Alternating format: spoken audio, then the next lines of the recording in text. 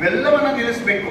ಒಂದು ಮಗುವಿನ ಜವಾಬ್ದಾರಿಯನ್ನು ಇಡೀ ಕುಟುಂಬವೇ ವಹಿಸ್ಕೊಳ್ಬೇಕು, ಇಡೀ ಸಮಾಜವೇ ವಹಿಸ್ಕೊಳ್ಬೇಕು.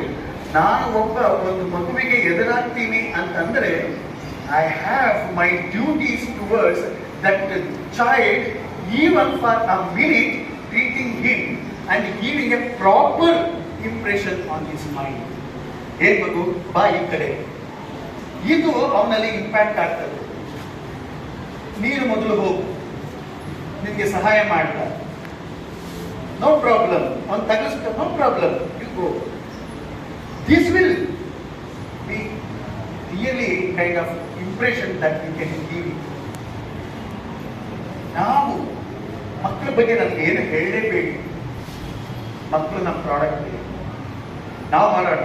ಅಂದ್ರೆ ಸಮಸ್ಯೆಗಳಿಗೆ, ಈಗ ಡಿಸ್ಲೆಕ್ಸಿಯಾ ಇರುತ್ತೆ, ಪಾಪ ಓದ್ಲಿಕ್ಕೆ ಆಗೋದಿಲ್ಲ, ಅವ್ರ ಎಬಿಲಿಟಿನೇ ಅಷ್ಟು ಮಟ್ಟಿಗೆ ಇರುತ್ತೆ. ಇಂಥದ್ದೆಲ್ಲ